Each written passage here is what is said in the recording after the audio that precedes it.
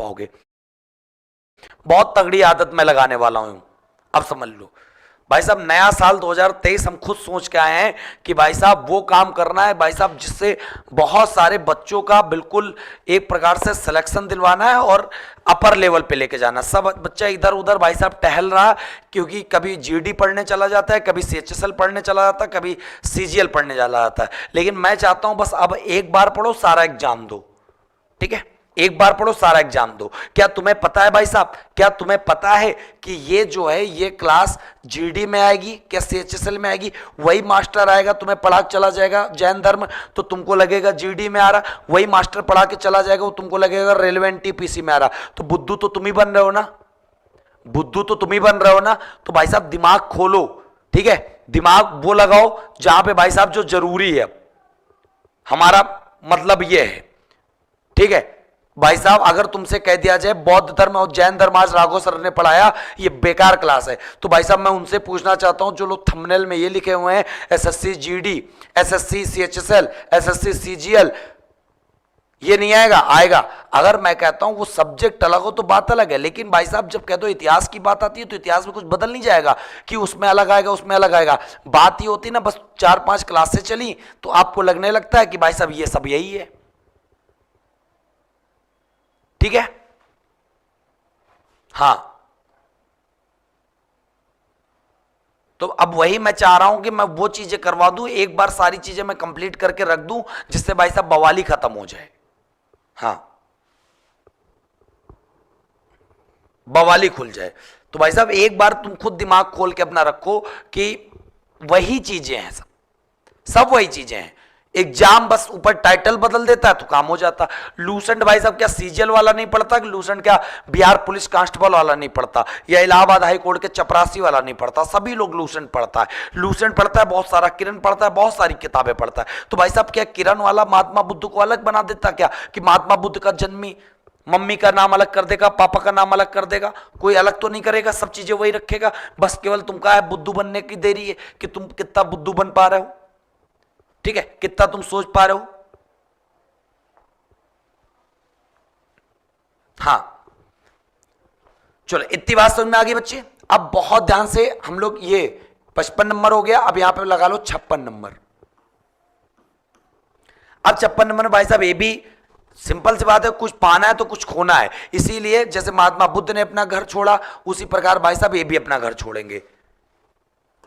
ये अपना घर छोड़ेंगे मतलब ग्रह त्याग, ज्ञान के लिए। भाई साहब कुछ पाना है इनको, तुम्हारी तरह थोड़े थक जाते हो, आते हो जोश में, ठंडे पड़ जाते हो, चले जाते हो, है ना, क्लियर है? तो हमेशा जोश पूरा बना के रखो, अलग लेवल पे जाओ, समझ रहे हो? चलो बच्चे, इन्होंने घर छोड़ा, जब इन्होंने घर छोड़ा तो उस समय इनकी एज कितनी थी, तो याद कर लेना 30 साल। 30 साल की उम्र में इन्होंने घर छोड़ दिया। उसके बाद ये चले गए ऋजुपालिका नदी के किनारे, ऋजुपालिका नदी के किनारे, और ऋजुपालिका नदी के किनारे पहुंच गए। ऋजुपालिका नदी के किनारे चले गए ये, वहां पर एक पेड़ मिला, उस पेड़ का नाम था साल वृक्ष। साल वृक्ष, कहीं कहीं सागौन भी मिल जाएगा, परेशान मत होना। ऋजुपालिका नदी के किनारे साल वृक्ष के नीचे जाके ध्यान अपना लगा दिए। लेकिन जब भाई साहब ये गए ना, तो ये अनुमति लेकर गए थे। किससे अनुमति लेकर गए थे? इन्होंने जब ग्रह त्याग किया था तो अनुमति, परमिशन लेकर गए थे। अपने परमिशन जो ली थी, किससे ली थी? तो अपने बड़े भाई बच्चे नंदिवर्धन से ली थी, नंदिवर्धन से। अपने बड़े भाई बच्चे नंदिवर्धन से परमिशन ली थी। किसने ली थी? ग्रह महात्मा महावीर स्वामी ने। 30 साल की उम्र में चले गए और वहां पर जाकर बैठ गए, ध्यान लगा दिया। और जब ध्यान लगा दिया बच्चे, आफ्टर 12 साल बाद, मतलब 12 साल बाद जब इनकी उम्र 42 साल हो गई, इनको ज्ञान की प्राप्ति हो गई, इनको ज्ञान की प्राप्ति हो गई। और ये तुरंत वर्धमान से क्या बन गए? महावीर स्वामी बन गए। और सिंपल सी बात, जब ज्ञान की प्राप्ति, 42 साल में इनको ज्ञान की प्राप्ति हो गई, और ज्ञान की जैसे ही प्राप्ति हुई तो उस शब्द को हम लोगों ने क्या कहा? कैवल्य। और कैवल्य का अर्थ होता है बच्चे, मतलब इनको जब ज्ञान की प्राप्ति हुई तो कैवल्य ये कहलाने जाने लगे। तो कैवल्य का अर्थ होता है पूर्ण ज्ञान, पूर्ण ज्ञान। आप सब परेशान मत हो, आप सब जो इतना झुंझला रहे हो, परेशान हो ना, अभी देखो जीडी का जिनका पेपर लगा, जिनका बिहार का लगा, अभी मैं लूसेंट जीएस की पूरी लूसेंट जीएस प्लस स्टैंडर्ड किताबों से पूरा का पूरा स्टैटिक जी के अगले वीक ही मैराथन लगाता हूं। इतना मैराथन भाई साहब मार दूंगा कि तुम पढ़ो केवल, ठीक है। अगला ही वीक मैं तुमको मैराथन मार दूंगा भाई साहब। तो जब मैराथन आप पढ़ोगे ना तो स्टैटिक जी की पूरी रवा हो जाएगी, जाके चले जाना, पेपर दाब के चले जाना, फिर बताना आके मुझसे, ठीक है। एक क्लास में काम खत्म कर देंगे, दुनिया 100 जगह पढ़ने का हो सकता नहीं, उसी स्टैटिक जीके में हिस्ट्री भी हो जाएगा, उसी स्टैटिक जीके में पॉलिटी भी हो जाएगा। हाँ बहुत बढ़िया। फिर भाई इनको एक प्रकार से केवल पूर्ण ज्ञान की प्राप्ति हो गई। उसके बाद महावीर स्वामी क्या कहलाए?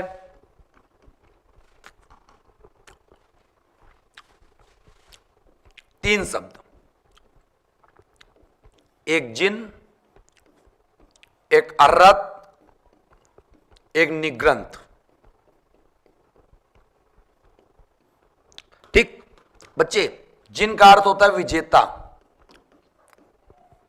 जिन का अर्थ होता है विजेता, अर्रत का अर्थ होता है पूज्य, और निर्गंध का मतलब होता है बंधन रहित, मतलब किसी भी प्रकार के आप मोह माया बंधन में घिरे तो नहीं हो, तो इसका मतलब है बंधन रहित। तो इस प्रकार ये तीन शब्द निकल के आए कि महात्मा महावीर स्वामी निकल रहा, महावीर स्वामी ये कहलाए।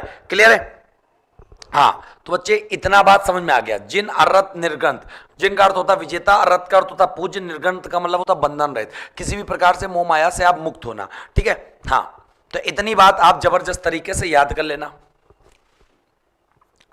क्लियर? अब बच्चे बहुत अच्छे से बात समझना, अच्छे से बात समझना। अब इनको ज्ञान की प्राप्ति हो गई, तो महात्मा बुद्ध ने जैसे अपना पहला उपदेश दिया था, कहां पे दिया था? तो बच्चे वो दिया था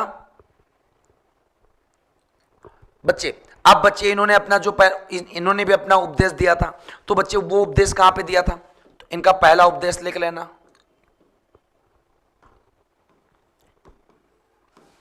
तो इन्होंने जो अपना पहला उपदेश बच्चे दिया था महात्मा महावीर स्वामी ने, वो दिया था राजगृह, राजगृह की विपुलांचल पहाड़ी,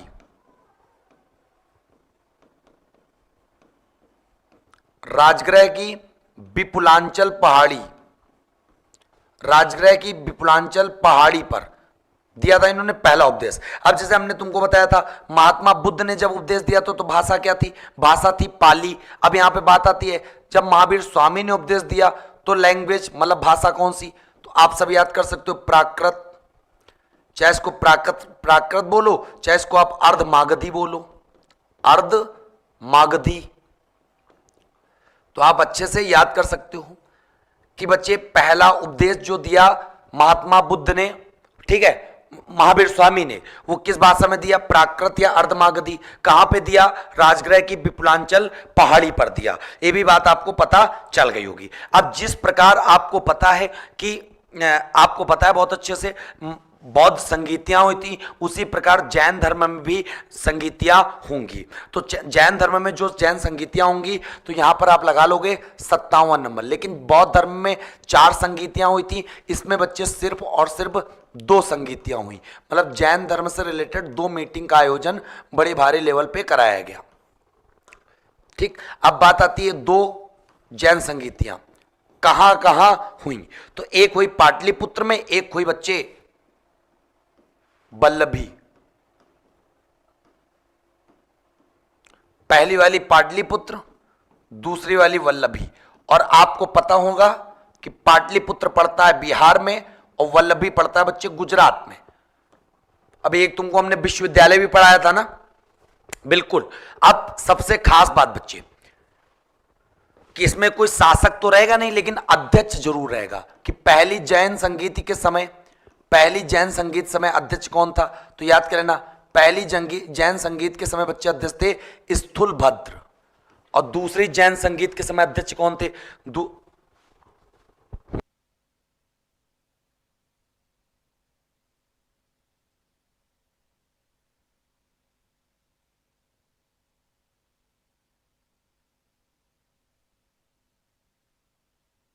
जो दूसरी वाली बौद्ध संगीत हुई बच्चे कहां हुई? अध्यक्ष कौन था? क्षमा श्रवण। पहली वाली बौद्ध संगीति हुई बच्चे, तो उस समय अध्यक्ष थे जिनका नाम था स्थूलभद्र। जो दूसरी हुई वहां पर कौन थे, तो याद कर लेना जबरदस्त तरीके से, क्षमा श्रवण। और सबसे खास बात, जब चौथी बौद्ध संगीति हुई थी तब बौद्ध धर्म दो भागों में टूटा था, एक हीनयान और एक महायान। और यहीं पे याद कर लेना, जब पहली जैन संगीति हुई तो जैन धर्म दो भागों में टूटा, एक नाम याद कर लेना दिगंबर और एक नाम याद कर लेना श्वेतांबर। एक नाम याद कर लेना दिगंबर और एक का नाम है श्वेतांबर। बच्चे दिगंबर उन्हें कहते थे जो लोग नग्न रहते थे, जो लोग नग्न रहते थे, और श्वेतांबर उन्हें कहते थे जो सफेद वस्त्र धारण करते थे, जो सफेद वस्त्र धारण करते थे। ठीक है, श्वेतांबर जो होते थे इनके जो प्रमुख थे उनका नाम था यही स्थूलभद्र, इनके प्रमुख का नाम बन गया स्थूलभद्र। और जो दिगंबर के प्रमुख थे उनका नाम बच्चे क्या था, भद्रबाहु, भद्रबाहु। अच्छे से याद कर लेना। कल्पसूत्र जो पुस्तक है वो भद्रबाहु द्वारा ही रचित है, जिसमें जैन धर्म के बारे में बताया गया। अब बच्चे मैं बहुत अच्छे से बात बताना चाहता हूं। हुआ यह था कि बहुत एक बार क्या हुआ, उत्तर भारत में अकाल पड़ा। ये पूरा का पूरा ऊपरी बिहार उत्तर में रहते थे, वहां पे अकाल पड़ गया, खाने पीने के लाले पड़ गए। तो जो दिगंबर के भद्रबाहु थे, दिगंबर के भद्रबाहु नहीं थे, जैन धर्म के ही थे, और वो चले गए दक्षिण भारत की तरफ से अपने कुछ लोगों को लेके। ठीक है, उसके बाद जब वो लौट कर आए तो भद्रबाहु का विवाद हो गया, किसके, स्थूलभद्र के साथ। तो स्थूलभद्र ने अपनी अलग शाखा बना ली और भद्रबाहु ने अपना अलग बना लिया। तो इस प्रकार भाई साहब दो भागों में ये गया था। इसीलिए पेपर में प्रश्न आता है कि जैन साहित्य को क्या कहते हैं। जैसे बौद्ध साहित्य को जातक बोलते हैं, उसी प्रकार जैन साहित्य को क्या कहते हैं। तो जैन साहित्य को आप सबको पता होगा बच्चे, आगम कहा जाता है। क्या कहा जाता है, जैन साहित्य को हम लोग आगम के नाम से जाना जाता है। इतनी बात समझ में आ गई। और आपको पता है एक जैन ग्रंथ था जिसका नाम था भगवती सूत्र, जिसमें 16 महाजनपदों का उदय के बारे में बताया गया था। ठीक है, अगर तुमसे अब यहीं पर कहा जाए कि जैन धर्म का प्रमुख केंद्र बताओ, जैन धर्म का प्रमुख केंद्र बताओ, तो जैन धर्म का जो प्रमुख केंद्र था बच्चे उसका नाम है मथुरा। क्या नाम है, मथुरा। तो जैन धर्म का प्रमुख केंद्र का नाम याद कर लेना, मथुरा है। ठीक है, लेकिन जैन धर्म से रिलेटेड जो मंदिर हैं, जैन धर्म से रिलेटेड जो मंदिर हैं वो भी बनवाए गए। वो कहां पे बनवाए गए बच्चे, तो याद कर लेना, जैन धर्म से रिलेटेड जो मंदिर बनवाए गए उसका नाम है खजुराहो। खजुराहो कहां पड़ता है, एमपी। और जो यहां पे बनवाया है ना खजुराहो एमपी वाला मंदिर जैन धर्म से रिलेटेड, वो बनवाया किसने, चंदेलों ने। किसने, चंदेलों ने बनवाया। क्लियर है। अब बच्चे यहां पर बहुत अच्छे से याद कर लेना कि जैन धर्म से रिलेटेड एक मंदिर और, एक जैन धर्म से रिलेटेड एक चीज और बनाई गई थी। क्या आप सब लोग जानते होंगे, दिलवाड़ा का जैन मंदिर, दिलवाड़ा का जैन मंदिर, ये भी सुने होंगे। और दिलवाड़ा का जैन मंदिर सबसे पहला प्रश्न आता है कहां पर है, तो आपको पता होना चाहिए माउंट आबू पर है। और माउंट आबू कहां पड़ता है, तो आपको यह भी पता होना चाहिए आरजे मतलब राजस्थान में पड़ता। और आपको यह भी पता होना चाहिए कि दिलवाड़ा का जैन मंदिर किसने बनवाया बच्चे, चालुक्य, सोलंकी वाले, चालुक्य वंश के शासकों ने, जो सोलंकी वाले हैं। क्लियर है। तो आप अच्छे से पूरा का पूरा डिस्क्राइब कर सकते हो, एक एक चीज बता सकते हो जबरदस्त तरीके से, कुछ भी आपका छूट नहीं रहा, ये मान लेना। हाँ, अब बच्चे मैं अगर यहीं पे बात करूं बहुत अच्छे से, जैसे उसमें त्रिरत्न थे किसमें, बौद्ध धर्म में, तो वहां के त्रिरत्न को बोलते थे बुद्ध धम्म संघ। यहां पर भाई साहब त्रिरत्न को क्या बोलेंगे, सम्यक ज्ञान, सम्यक आचरण, सम्यक दर्शन। लिख लेना, सम्यक ज्ञान कामा सम्यक दर्शन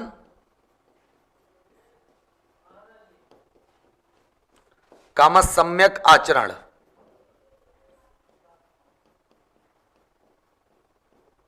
तो बच्चे ये तीन चीजें जो त्रिरत्न वाली हैं, तो त्रिरत्न हमने बता दिया आपको। ये जैन धर्म के त्रिरत्न को क्या कहते हैं, सम्यक ज्ञान, सम्यक दर्शन, सम्यक आचरण। क्लियर हो गई बात। अब बच्चे बहुत ध्यान से बात समझ लेना।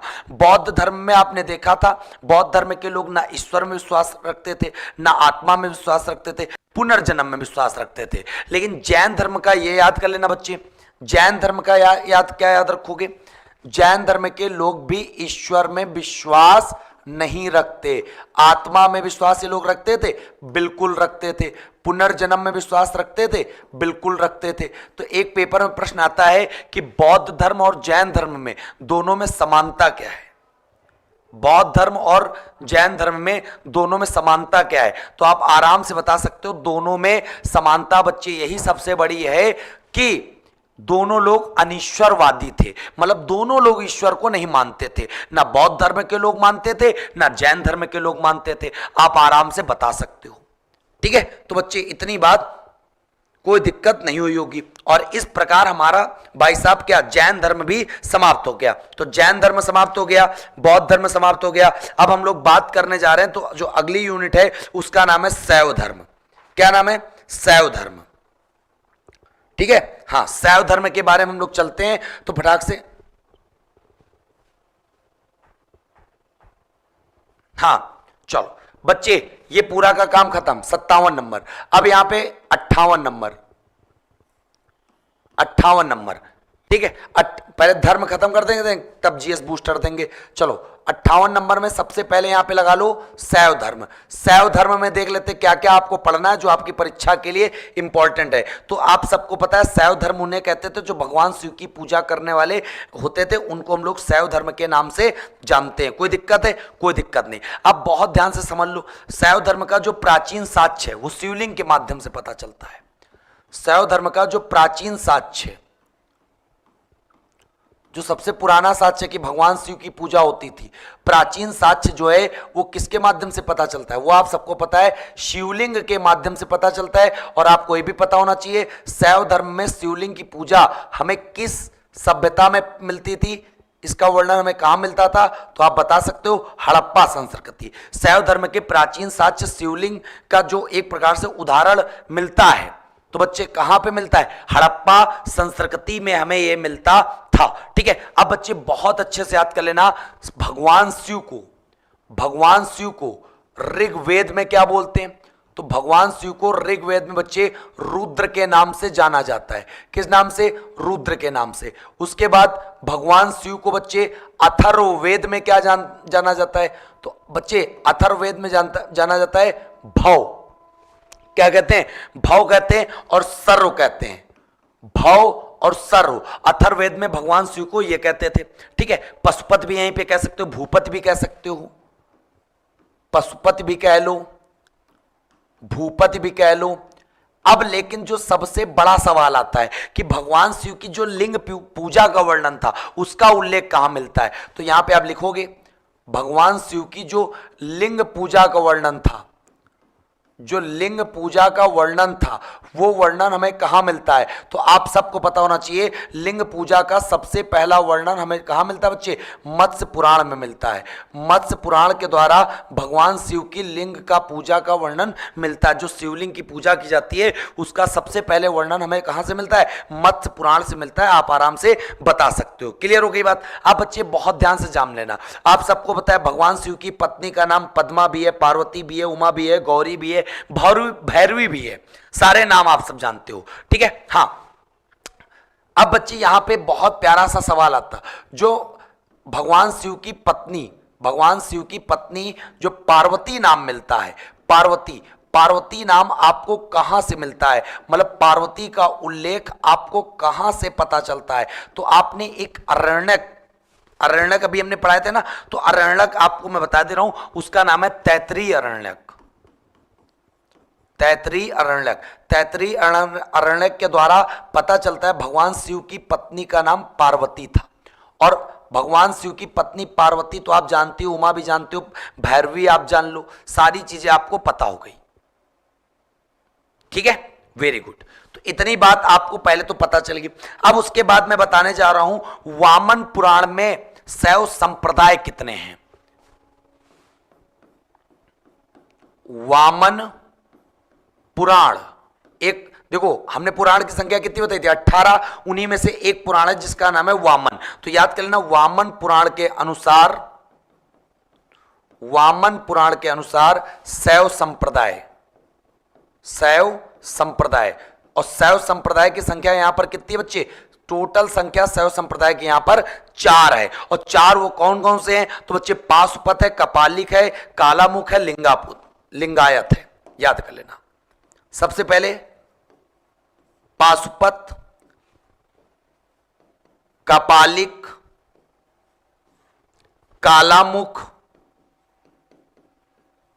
और लिंगायत, 4 शैव संप्रदाय हैं। ठीक, और किसके अनुसार? वामन पुराण के अनुसार, जिसमें अगर पाशुपत की बात करें, एक ही प्रश्न आता है कि चारों शैव संप्रदाय में सबसे प्राचीन कौन सा है? सबसे प्राचीन कौन सा है? तो आप बता सकते हो सबसे प्राचीन चारों शैव संप्रदाय में बच्चे जिसका नाम है, आप कह सकते हो क्या नाम है? पाशुपत। और पाशुपत के, बिल्कुल, पाशुपत के अगर तुमसे कहा जाए फाउंडर कौन है, संस्थापक, इसके मतलब खोज एक प्रकार से इसके शुरुआत किसने, किसके द्वारा की गई, तो याद करना लकुलिस।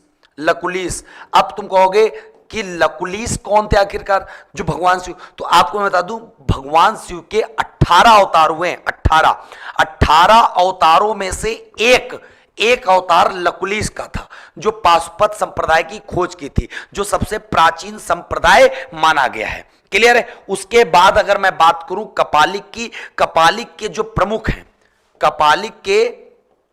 प्रमुख हैं, उनका नाम बच्चे भैरव है। भैरव का भी नाम सुने होंगे, ठीक है, भैरव बाबा, ये भी ठीक है, ये भी तो आप आराम से ये भी बता सकते हो। हाँ, भैरव, कपालिक जो संप्रदाय के प्रमुख हैं वो भैरव हैं, और कपालिक संप्रदाय का जो प्रमुख स्थान था उसका नाम है श्रीशैल। अब मैं तुमसे बात करूं कालामुख कौन होते थे? तो जो शरीर पर चिता की भस्म लगाते थे, उन संप्रदाय के लोगों को हम लोग कालामुख संप्रदाय कहते थे। लिख लेना, जो भी शरीर पर चिता की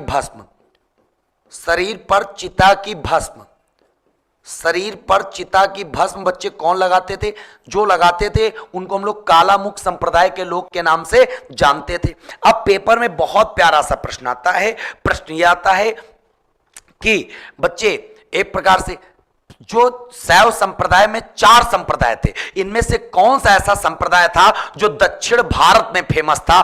तो याद कर लेना, पहली बात तो लिंगायत को हम लोग जंगम नाम भी जानते हैं, जंगम भी इसको कहते हैं, लिंगायत को जंगम कहते हैं। और याद कर लेना, यह संप्रदाय ऐसा था जो दक्षिण भारत में प्रचलित है। कहां पे? दक्षिण भारत का शैव संप्रदाय कौन सा है? तो आप बता सकते हो, उसका नाम है लिंगायत। कोई दिक्कत यहां पर नहीं होगी। क्लियर हो गई बात? मजा आ रहा है? बहुत बढ़िया, मजा आएगा पूरा सब बार। आगे तो ये शैव धर्म के बारे में, बेसिक शैव संप्रदाय के बारे में हो गए। अब कुछ ऐसी चीजें हैं जो मैं आपको बताने जा रहा हूं कि दक्षिण भारत में शैव धर्म का कौन कौन से वंशों ने प्रचार प्रसार किया, सारी चीजें। ठीक है, हाँ, मजा आ गया? अच्छा, विश्वजीत सिंह कह रहे हैं 6-6 घंटे का क्लास लिया करिए। कोई बात नहीं, आप पढ़ते रहना, पढ़ते रहो। चलो, लाइक शेयर भाई साहब ठोके रहो आज। ठीक, हाँ, अरे नहीं मजा आ रहा, मजा लाने की कोशिश करो, कहने से थोड़े कुछ होगा। तो शैव धर्म का इतना बात समझ में आ गया। उसके बाद यहां पे लगा लेना बच्चे 59 नंबर। तो जब 59 नंबर आप यहां पे लगा लोगे तो आपको बहुत अच्छे से पता होना चाहिए। क्या पता होना चाहिए? एक संप्रदाय मैं आपको बता देना जो आपसे पेपर में पूछा जाएगा, नाथ संप्रदाय। और नाथ संप्रदाय के संस्थापक पूछे जाते हैं, फाउंडर। और नाथ संप्रदाय के संस्थापक याद कर लेना, मस्तेंद्र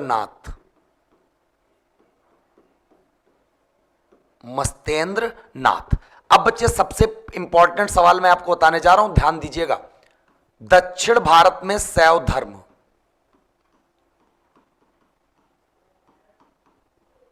दक्षिण भारत में शैव धर्म मतलब जो शैव धर्म है वो साउथ इंडिया में कौन कौन से वंश द्वारा प्रचार प्रसार किया गया? तो चालुक्य हो गए, राष्ट्रकूट हो गए, पल्लव हो गए, चोल हो गए। लिख लेना, चालुक्य वंशों द्वारा, पल्लव हो गए, पल्लव, यहां पर राष्ट्रकूट और यहां पर चोल।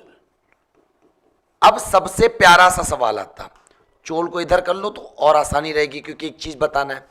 ये तुम कहोगे सर जी क्यों बताया आपने, तो ऐसी चीज बताने जा रहे तो आपको और मजा आने वाली है। मजा यहां पर ये आने वाली है, तो ध्यान दीजिएगा।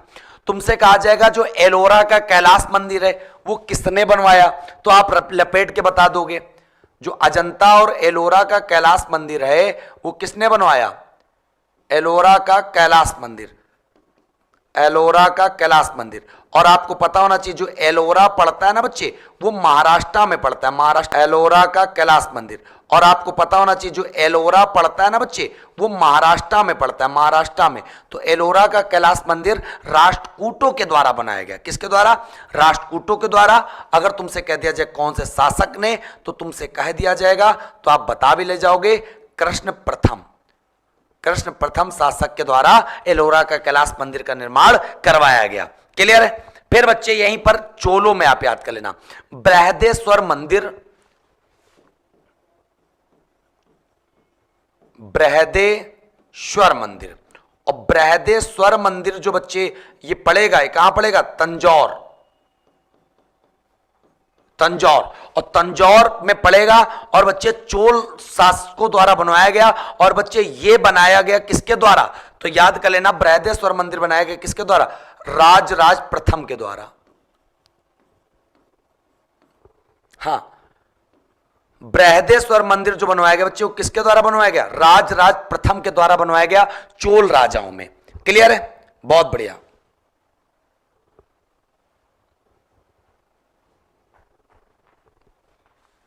आगे, अब मैं आगे जो बताने जा रहा हूं आपको बहुत ध्यान दीजिएगा। जो पल्लव हैं, पल्लव में क्या किया, पल्लव वंश के दौरान जो एक प्रकार से उत्तर भारत में संतों को बोलते थे अलवर और दक्षिण भारत में बोलते थे नायनार। तो पल्लव वंश का जब वहां पे शासन चल रहा था, तो वहां पे जब शासन चल रहा था बच्चे, तो बहुत अच्छे से याद कर लेना, उस समय नायनार संतों द्वारा प्रचार प्रसार किया गया। तो ये सवाल आता है, इनके शासन काल के दौरान, इनके शासन काल के दौरान नायनार संतों द्वारा प्रचार प्रसार किया गया। एक पेपर में प्रश्न आता है कि नायनार संतों की संख्या कितनी थी, ठीक, संख्या, तो आप बता लीजिए ना। नायनार संतों की संख्या जो थी 63। और दक्षिण भारत में जो शैव धर्म का प्रचार प्रसार करते तो उनको हम लोग एक प्रकार से कहते थे क्या, नायनार। एक बच्चा कह रहा है राजन उपाध्याय सर नोट्स बनाते समय हाथ दुख रहा है। बच्चे एक बात अगर आप सोच के देख लो, एक चीज आप सोच के देख लो, ठीक, तुम्हारा तो हाथ दुख रहा है, हमारा तो पैर भी दुख रहा है, बराबर मुंह भी दुख रहा है, तुम तो केवल हाथ ही चला रहे हो, है कि नहीं, तुम खुद ही सोच लो भाई साहब। हाँ, अरे भाई हमारा तो पैर भी दुख रहा है, हाथ भी दुख रहा है, उंगलियां भी दुख रही हैं, सब कुछ दुख रहा है, गला भी दुख हो रहा है। अब भाई साहब मैं किससे अपनी शिकायत करूं? अरे भाई थोड़ा सा तो सोचा करो कि कुछ बोल रहे हैं। हां, अगर तुमसे कहा जाए पशुपतनाथ मंदिर कहां है, तो आप बता सकते हो नेपाल, पशुपतनाथ मंदिर कहां पे, नेपाल। क्लियर है ये भी बात। हां,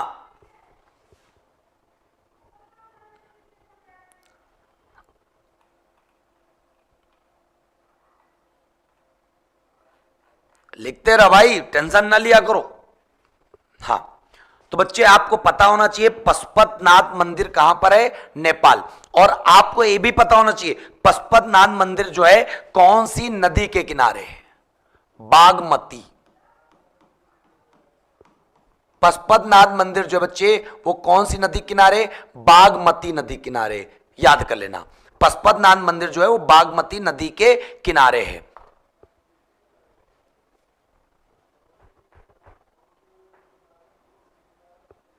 चलो, इतनी बात आपको पूरा का पूरा क्लियर हो गया। दक्षिण भारत में शैव धर्म जो हमको बताना था हम बता दिए आपको, ठीक है। तो इस प्रकार हमारा शैव धर्म वाला भी यूनिट एक प्रकार से समाप्त हो गया। क्लियर है। चलो आगे बढ़े हम लोग। अब हम लोग एक बता दें, एक संप्रदाय जिसका नाम है आजीवक, ये याद कर लेना। ये डायरेक्ट जैसे नाथ संप्रदाय नहीं याद करवाया था, यहीं पे याद कर लेना, एक आजीवक संप्रदाय, इसके संस्थापक आजीवक संप्रदाय, इसके संस्थापक का नाम क्या है? मोखलपुत्र मोखलपुत्र गोसाल, मोखलपुत्र गोसाल। क्लियर है? आजीवक संप्रदाय के संस्थापक ये माने जाते हैं। हाँ, ज्योग्राफी भी कराएंगे, सब कुछ कराएंगे, बिल्कुल ना सब परेशान हो, हर एक चीज करा देंगे। बच्चे कह रहे हैं थोड़ा फास्ट पढ़ो, बच्चे थोड़ा फास्ट पढ़ाने की बात नहीं, बात ये ना, हम चाहते हैं जितना पढ़ो उतना सॉलिड पढ़ो। ये नहीं कि खिंची खिंचौआ।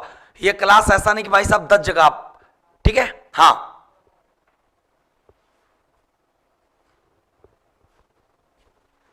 चलो इतनी बात समझ में आ गई।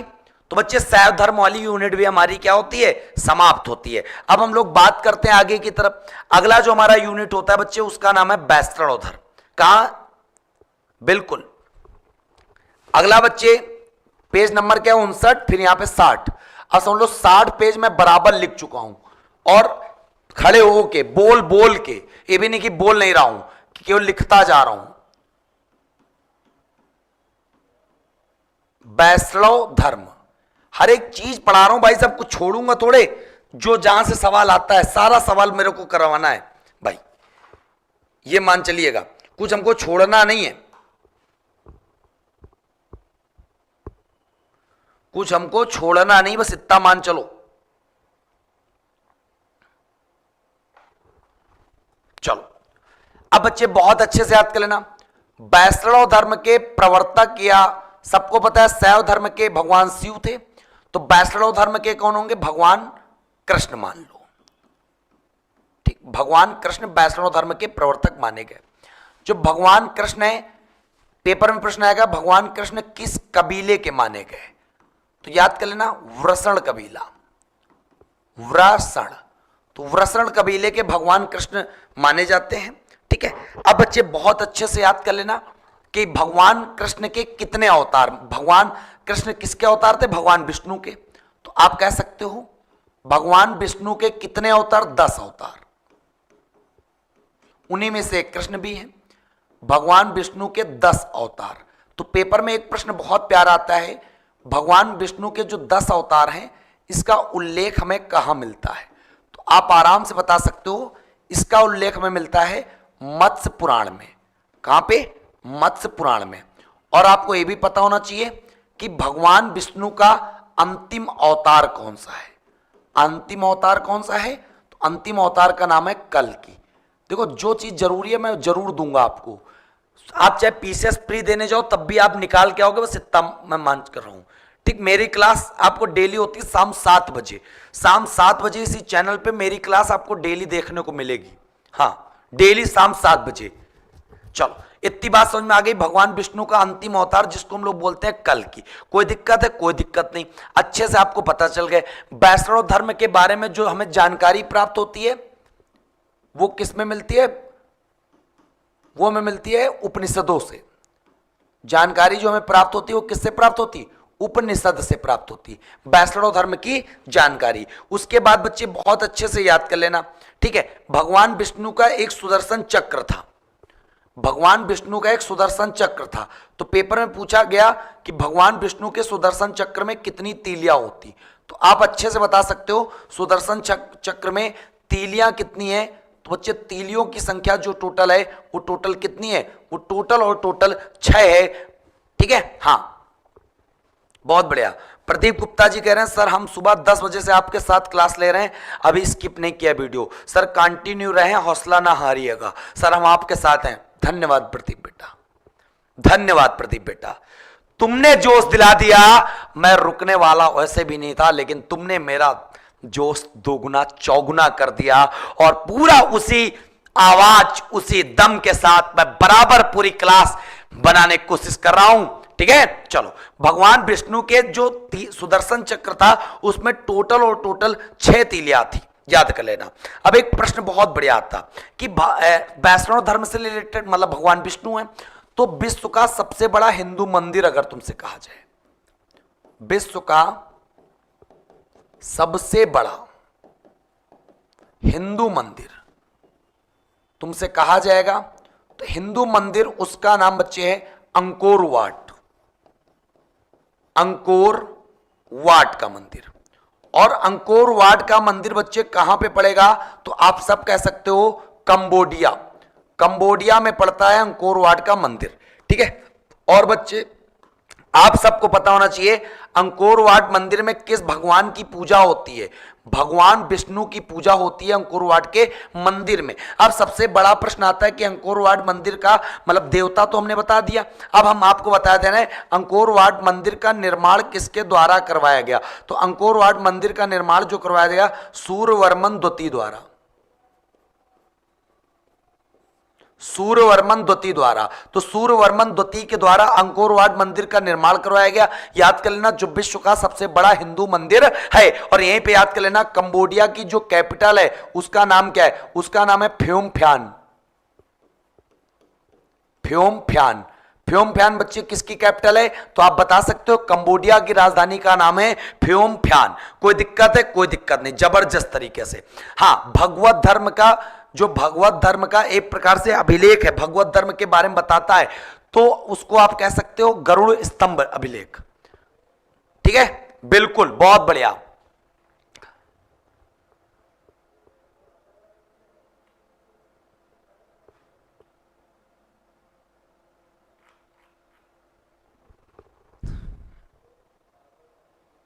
सब बस, तो बच्चे इतनी बात समझ में आ गई आप सबको। लाइक शेयर चलने दो, लाइक शेयर अपने आप से चल रहा आज। और बहुत बड़ी खुशी की बात है कि आज हमारी वीडियो में एक साथ एक समय में 10,000 लाइक पार हो गए, 10,000, बहुत खुशी की बात है। अंदर से भाई साहब दिल गदगद है। इसका मतलब भले यहां पे जितने लोग पढ़ रहे हैं, लेकिन 10,000 से ऊपर लोग आए जिनको वीडियो पसंद आई है, वो लाइक करके दाए हैं, मतलब अच्छा लगा। ठीक है, चलो, तो इतनी बात आपको पता चल गई। और वैष्णव धर्म में आप इतनी चीजों को जरूर ध्यान दीजिएगा। ठीक है, कुछ दर्शन है उनके बारे में मैं आपको बताऊंगा। तो प्रमुख दर्शन एवं उनके आप कह सकते हो, ठीक है, आचार्य यहां पे लिख लो। तो 60 नंबर हो गया, ये 61 लगा लो।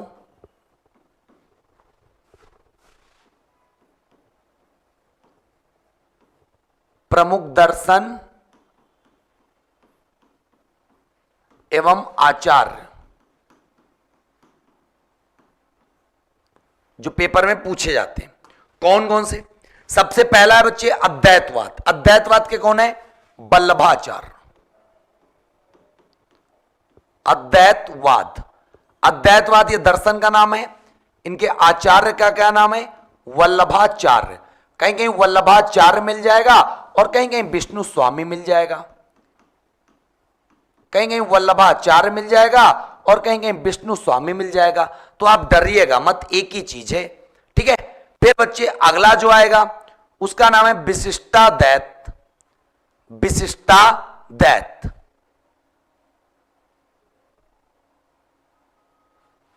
रुको रुको, सॉरी, अद्वैतवाद में बच्चे यहां पे लगा लो शंकराचार्य। शंकराचार्य। अब जो मैं तुमको वल्लभाचार्य और विष्णु स्वामी का बता रहा था, उनका है शुद्धाद्वैत। ठीक है, हां, शुद्धाद्वैत, शुद्धाद्वैत। शुद्धाद्वैत जो दर्शन है उसके आचार्य का नाम है वल्लभाचार्य, और इन्हीं को आप विष्णु स्वामी भी कह सकते हो। क्लियर। फिर बच्चे अगला जो है विशिष्टाद्वैत, रामानुजाचार्य। विशिष्टाद्वैत कौन है, रामानुजाचार्य।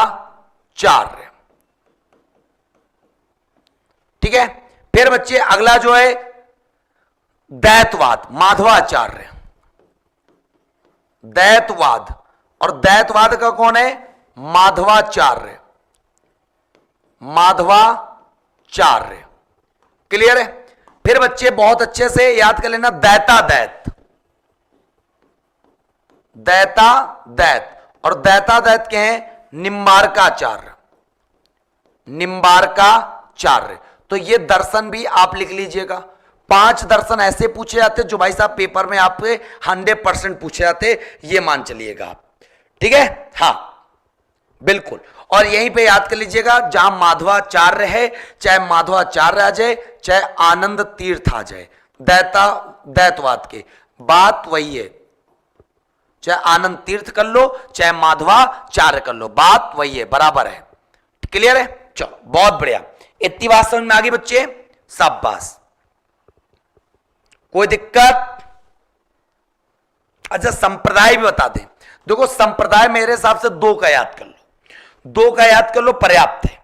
ठीक, जो विष्णु स्वामी वाला यहां ये आचार्य हो गए, यहां पे संप्रदाय याद कर लो।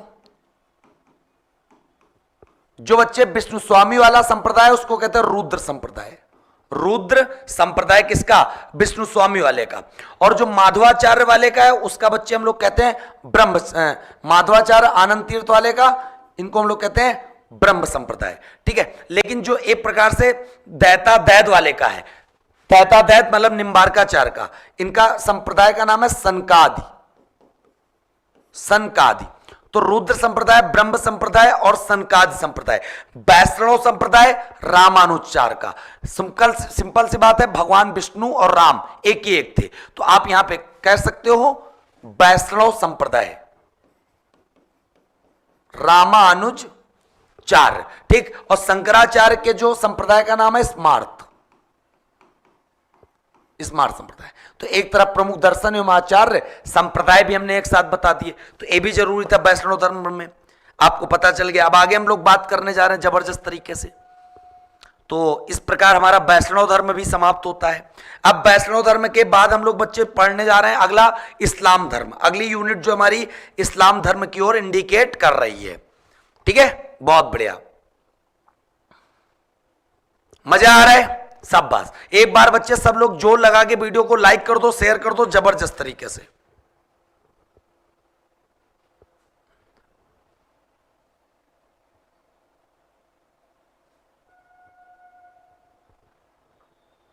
बहुत बढ़िया, तो 61 नंबर भी कंप्लीट। अब बच्चे यहां पे लगा लो 62 नंबर, और 62 नंबर में अगला जो यूनिट के हिसाब से आ रहा है वो क्या है? अगला है इस्लाम धर्म।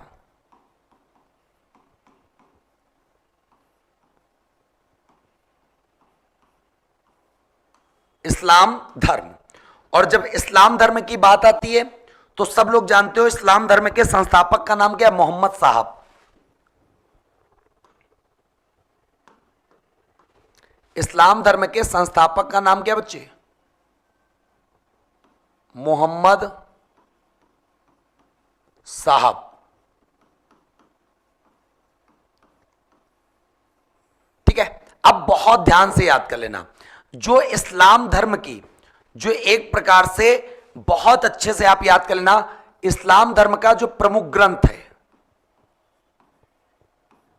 जैसे हिंदू धर्म का गीता, उसी प्रकार इस्लाम धर्म का जो प्रमुख ग्रंथ है उसका नाम है कुरान। और कुरान बच्चे याद कर लेना किस भाषा में लिखी हुई है। तो जो कुरान लिखी गई है ना वो किस भाषा में? तो याद कर लेना अरबी भाषा में। अरबी भाषा में लिखी है क्या? कुरान, याद कर लेना। अब बच्चे बहुत अच्छे से याद कर लेना, जो कुरान की लिपि है, लिपि वो क्या है? तो लिपि का नाम है फारसी। जैसे आपको पता होना चाहिए हिंदी भाषा की लिपि का नाम क्या? देवनागरी। अंग्रेजी भाषा की लिपि का नाम क्या? रोमन। उसी प्रकार बच्चे आप बता सकते हो कि अरबी भाषा की लिपि का नाम क्या? फारसी। जबरदस्त तरीके से यहीं पर याद कर लेना। कुरान भाई साहब मोहम्मद साहब को किसी डायरेक्ट नहीं मिल गई, मोहम्मद साहब को भेंट की गई। मोहम्मद साहब को भेंट की गई, और ये कुरान भेंट जो की थी जिब्राइल ने की थी। जिब्रियल, ये कुरान जो भेंट की थी बच्चे याद कर लेना, जिब्रियल ने भेंट की थी। मोहम्मद साहब को जिब्रियल ने कुरान इनको भेंट की थी। क्लियर हो गई बात? अब बच्चे बहुत अच्छे से याद कर लेना, जो मोहम्मद साहब थे ना वो कुरैश कबीला के माने जाते थे। किस कबीले के माने जाते थे? कुरैश कबीला। जैसे भगवान कृष्ण वृषण कबीला। तो ये सारे सवाल बच्चे बहुत अच्छे लेवल में आते हैं। अब बच्चे बहुत अच्छे से जान लेना, जो मोहम्मद साहब थे उनका जन्म कहां हुआ था? तो मोहम्मद साहब का जो जन्म था वो बच्चे 570 ईस्वी कहां पर? मक्का में हुआ था, मक्का में। अब पेपर में प्रश्न आता है मोहम्मद साहब के पिता का नाम बताओ। अब्दुल्ला, अब्दुल्ला। मोहम्मद साहब की माता का नाम बताओ। अमीना, अमीना। फिर बच्चे मोहम्मद साहब की पत्नी का नाम बताओ। इनकी शादी एक विधवा से हुई थी, तो इनकी पत्नी का नाम था खदीजा। क्या नाम था? खदीजा। ठीक है। अब बच्चे इनकी एक पुत्री थी, और इनकी एक पुत्री का नाम याद कर लेना, फातिमा।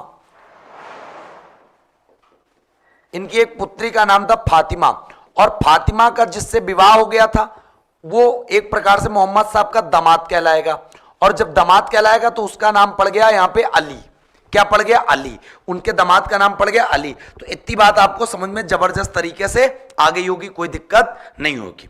ठीक। अब बच्चे एक सन यहां पे बहुत इंपॉर्टेंट है, कौन सा? 622 ईस्वी। 622 ईस्वी। और 622 ईस्वी में आप याद कर लेना बच्चे बहुत अच्छे से, मोहम्मद साहब मक्का से मदीना गए थे। मोहम्मद साहब मक्का से मदीना गए थे, मक्का से मदीना। मोहम्मद साहब कहां गए थे?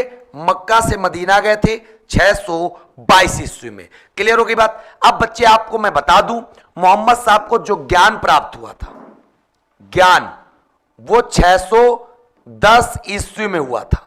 कहां पर? हीरा नामक गुफा में। हीरा नामक गुफा में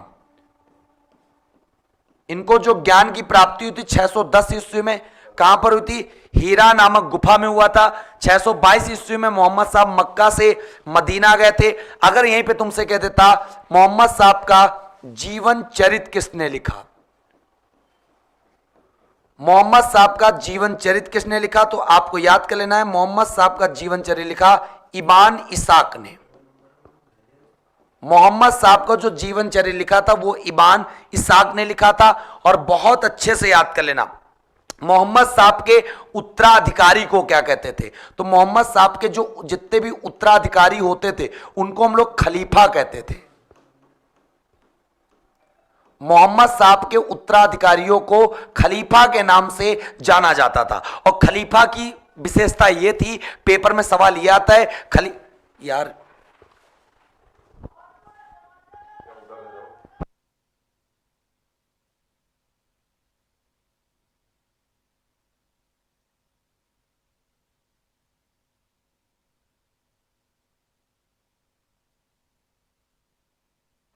इनके उत्तराधिकारियों को खलीफा कहते थे। क्लियर हो गई बात? अब बच्चे यहीं पर याद कर लेना, खलीफा पद पूरे विश्व में कब तक बना रहा?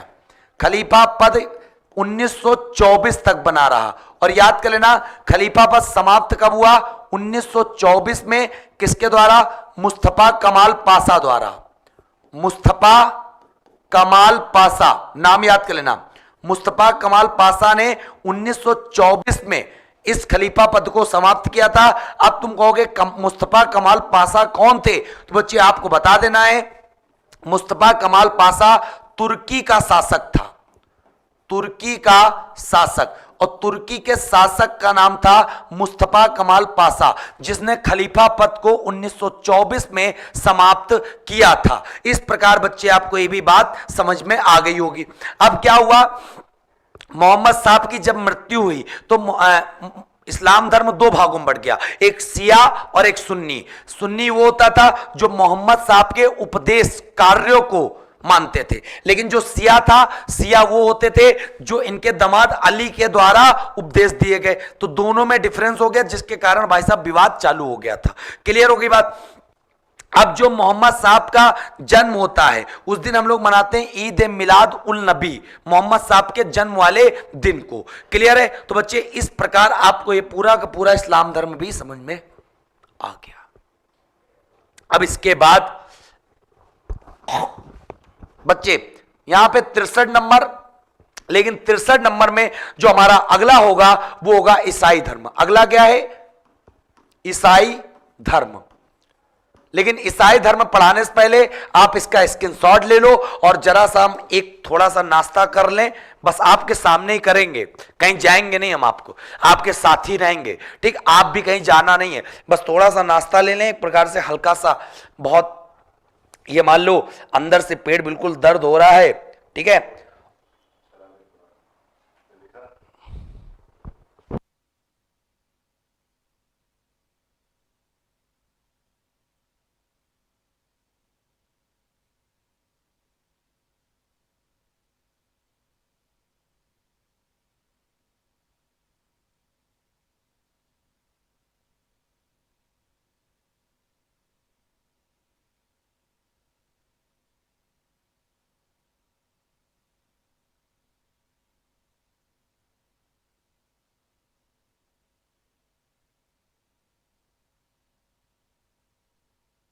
चलो बच्चे, इतनी बात समझ में आ गई, फटाक से स्क्रीनशॉट ले लो, तुम लोग भी खाते पीते रहो मस्त आराम से, है ना, कोई जाएगा नहीं भाई, साथ चल रहे हैं, साथ तुम भी कर पढ़ना है, हमको भी पढ़ना है। और मैं आपको बता दूं, आपके 7 चरण कंप्लीट हो गए। 7 चरण का मतलब 7 घंटे, अभी मैंने देखा। अब जो आपका चरण चालू होने जा रहा है, वो चालू होने जा रहा है 8वां चरण, और 8वें चरण में हमने पहले बता दिया क्या पढ़ने वाले हैं, ईसाई धर्म, ठीक है।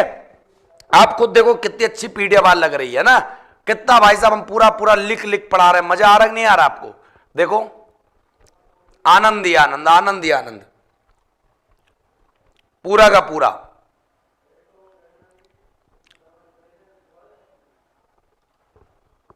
ठीक है, चलो बहुत बढ़िया बच्चे, 5 मिनट है, खा लें हम। आप सब कमेंट करके बता दो क्या 5 मिनट में हम थोड़ा सा नाश्ता कर लें।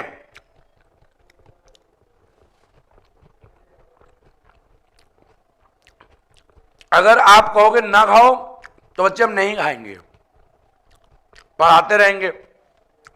आप कहोगे तो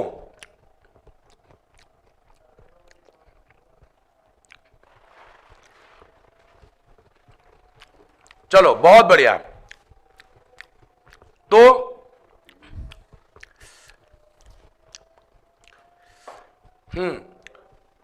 बिना पीपीटी के मैटर चल रहा है, कोई बच्चे पीपीटी नहीं लगी है कि टिक लगवा दे, क्वेश्चन करवा दे, पूरा का पूरा बस ये मान लो दिमाग में कंठस्थ करते, और पूरा हमने मेहनत की है, पूरा उसको यहां पर उतार रहा हूं, खुद आप अंदाजा लगा सकते हो।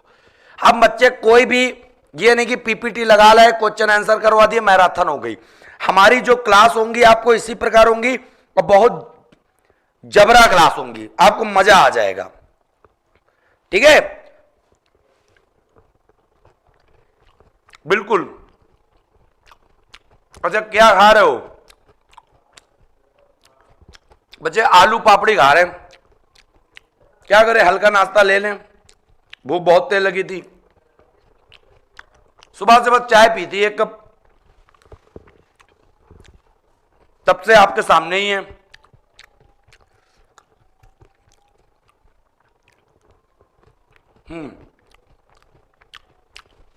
अच्छा एक बच्चा कह रहा है ना खाओ सर जी,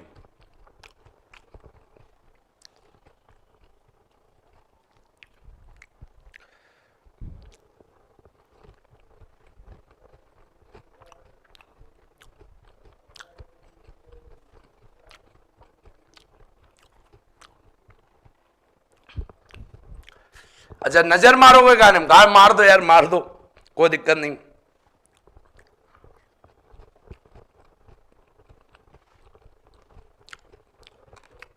भाई चोरी वाला काम नहीं है, सामने खाएंगे, सामने पढ़ाएंगे भी, ठीक है, पूरा आनंद के साथ मजा आएगा।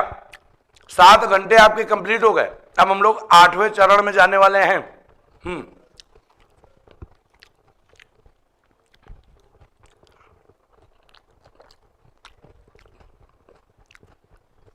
से बच्चे कह रहे तसल्ली से खाओ सर जी, कोई टेंशन नहीं है भाई, देखो माउस से पढ़ो,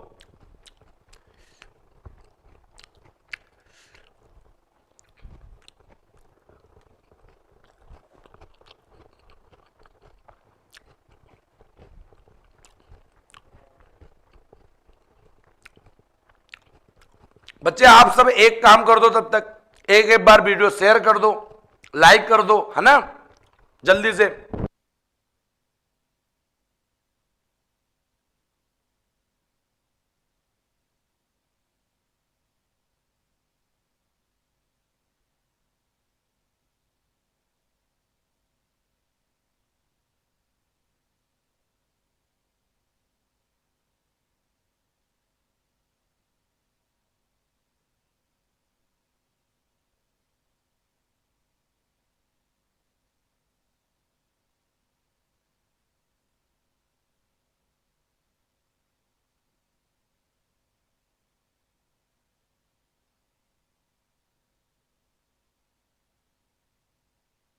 सब बच्चे कह रहे हैं सर स्टैटिक जीके की इसी तरह एक मैराथन लगा दीजिए 12 घंटे की, हमारा जीडी का एग्जाम लगा, आप निकल जाएगा।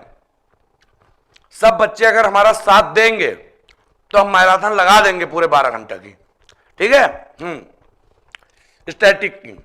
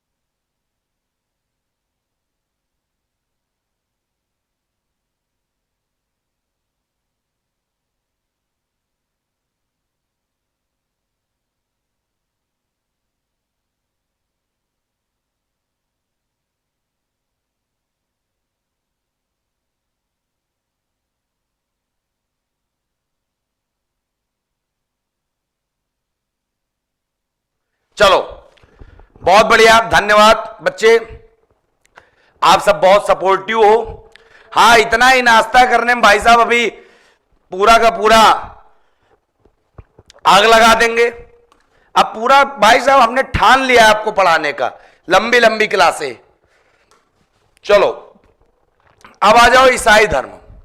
क्या होगा? ईसाई धर्म। तो ईसाई धर्म के बारे में आप सब जानते ही होंगे, जानते हो ना। चलो बच्चे, ईसाई धर्म के प्रमुख किसे बोलेंगे हम लोग? ईसाई धर्म के प्रमुख हम लोग कहेंगे किसको? ईसा मसीह जी को, ईसा मसीह को। दूसरी बात, ईसाई धर्म का पवित्र ग्रंथ, तो पवित्र ग्रंथ का नाम क्या बच्चे? बाइबिल। बाइबिल। फिर पवित्र चिन्ह, पवित्र चिन्ह क्या बच्चे? क्रॉस।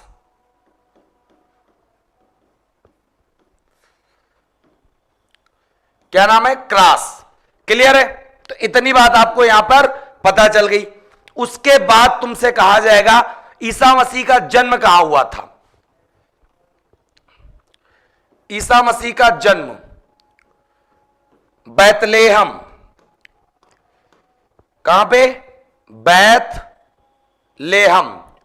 और बैतलेहम कहां पड़ेगा? इजराइल। इजराइल। और आपको पता होना चाहिए इजराइल की कैपिटल क्या है, राजधानी? इजराइल की कैपिटल का नाम है यरूशलेम। यरूशलेम किसकी राजधानी का नाम है? इजराइल की। क्लियर हो गई बात? बहुत बढ़िया। हां, कोई भी एग्जाम तो आराम से सब काम हो जाएगा, बिल्कुल टेंशन न लो। ठीक, चलो इनकी माता का नाम लिख लो। माता मेरी।